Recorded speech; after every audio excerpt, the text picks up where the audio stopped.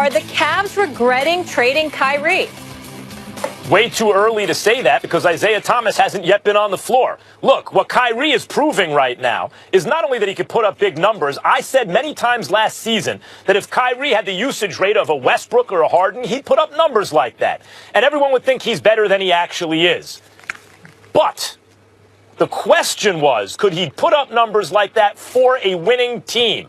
And the answer this year is yes. Not only is he putting up Westbrook-looking numbers, but he's doing it for a winner. They're winning because of his play. And that's something he has yet to show until this season as a professional. Also, the way he's doing it is eye-popping. So as many idiotic comments as he makes about the world being flat, I mean, truly idiotic to try to defend that position.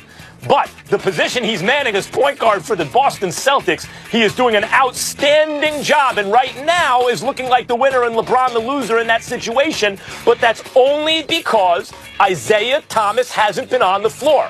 Isaiah Thomas is the Kyrie approximation. I'm not saying he's as good as Kyrie, but the Kyrie approximation on offense. And the Cavs don't have that. And if you take away that second ball handler who can get to the paint, make decisions, finish, hit shots from the outside, the Cavs are simply not the Cavs. I mean, they're not. Look, we've seen Isaiah put up those numbers with the Celtics last year, similar huge numbers for a team that won more than any other team in the Atlantic Conference. So Kyrie is filling that role. What we have not seen is Isaiah try to fill Kyrie's role with the Cavs.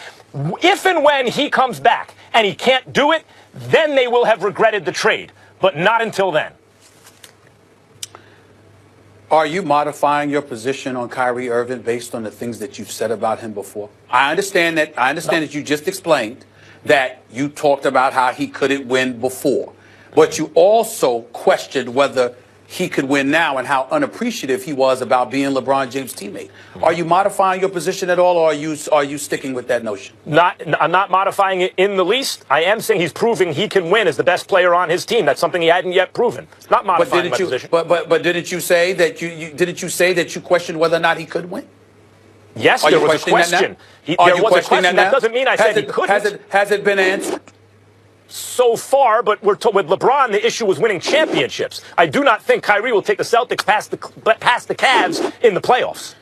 Well, here's my thing. Let me answer the question directly. The Cavaliers don't need to regret it because, again, Isaiah Thomas is not on the floor as of yet. This team is going to be a different team once Isaiah is on the floor because Isaiah can hit perimeter shots. Isaiah can create his own shots. And even though, like you said, he's not the equal of Kyrie Irving, he's formidable even in and of himself. Isaiah Thomas is big time. We all have profound respect for the game that this brother brings to the game. Having said all of that, let me tell you what Kyrie performing like he has been performing means. The Cleveland Cavaliers had better come out of the East. There will be no greater indictment against this would be. Do you understand that if the Cleveland Cavaliers were to lose this year, particularly to Boston and Kyrie Irving, do y'all understand that this would be bigger than LeBron and Miami losing to Dallas in the finals? It would be bigger than that because we saw an all-world dude in Dirk Nowitzki come out and do what he did. And obviously, they were just with Tyson Chandler and the rest of the crew, they played together, and Dirk Nowitzki was that star. And they hadn't learned to play together as of yet. Remember that Kyrie Irving left because Kyrie Irving no longer wanted to be LeBron James' teammate. Remember that. Remember that Kyrie Irving lost Gordon Hayward game 1 of this season. And after losing a second game, losing the opener to Cleveland, then losing the next night, they've won 9 straight with Kyrie putting on shows and putting the world on notice that this brother is something special. And so when you combine that with the fact that LeBron James departed from Miami to go to Cleveland, in part because he knew Kyrie was there. He wasn't coming to an empty bin. The brother knew where he was going because Kyrie was there. And you remember that Kyrie is the one that closed in Game 7 when they won a title a couple of years back.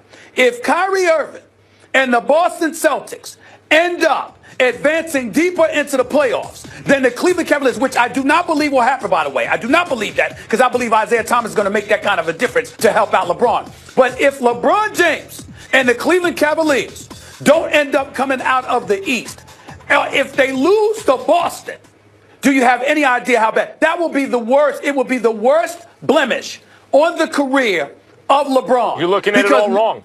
How am I? Go ahead. How am I getting it all wrong? Because you're suggesting that the pressure is on LeBron exclusively. There's tremendous upside for Kyrie, but there's also tremendous pressure. Consider, Stephen A., that while, yes, he lost Gordon Hayward, who wasn't on the team last year anyway, and they had to trade Avery Bradley to make cap space, the ascension of Jason Tatum and Jaylen Brown, the development of those players and their additions to the roster, essentially, the better and better version of Brown and the addition of Tatum, Marcus Smart, Al Horford's been playing very well. They have a crew. Let's say the crew is similar to the crew they had last year, but the difference is, on the one hand, you had Isaiah Thomas, and now you have Kyrie.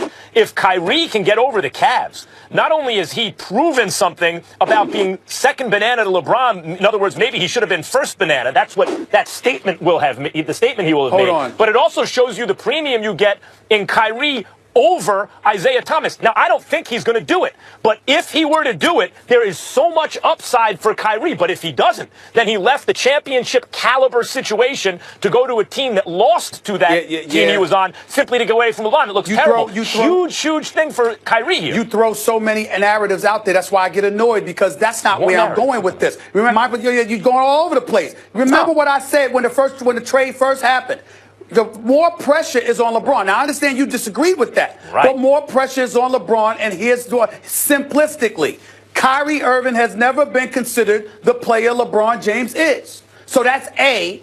B, they're in the same conference, which means you'd have to get through LeBron. And C, LeBron being the leader, not the player, because we know LeBron, the player, is going to show up. But the leader, you lost this guy because he didn't want to play with you. So if a star the caliber of a Kyrie Irving doesn't want to play with you, plus leaves because of you, plus he's considered the inferior player, losing to LeBron James would be of no surprise. But if LeBron were to lose to him, it would be nightmarish. Nightmarish. That's the difference. Well, look, the story is always about LeBron because it's his league. So sure, the story's about LeBron. There's much more upside for Kyrie, number one. And number two, there is tremendous downside for Kyrie. Because if he goes to a place and then loses to LeBron, the statement he will have made is that winning championships or contending for them is less important to him than having his own team. Now, on the other hand, this is why the stakes are so high for Kyrie. If he can get past the hump of Cleveland, then he not only shows the premium you get for him over Isaiah, but he makes a statement about him to LeBron directly. Huge stakes for Kyrie. Okay. Here's why you're wrong for a couple of reasons. Number one, I'm going to reiterate. He's not the player LeBron is. That's number one. Number two, he's on a younger team, so 1 year doesn't define whether his move made sense or not. When I look at Jaylen Brown, when I look at Jason Tatum, and the way these two young thoroughbreds are balling, you combine that, if Gordon Hayward comes back healthy, the future is far brighter for Kyrie right now than it may look for LeBron in Cleveland. And again, LeBron's the leader. This dude decided to leave you.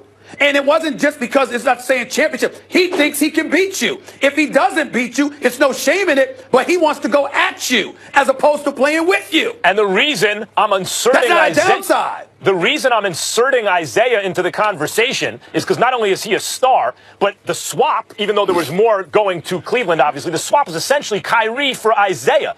And you really can't judge the Cavs until Isaiah gets out on the floor. When Isaiah gets on the floor, I do not anticipate the Celtics are a match for the Cavs. But if they are, Kyrie will have proven more in one season than most players prove in a career. We'll figure out a lot when Isaiah Thomas is back on the court. That is for sure. The Cavs, meanwhile, play the Bucks tonight, who are currently finalizing a deal with Eric Bledsoe as we speak.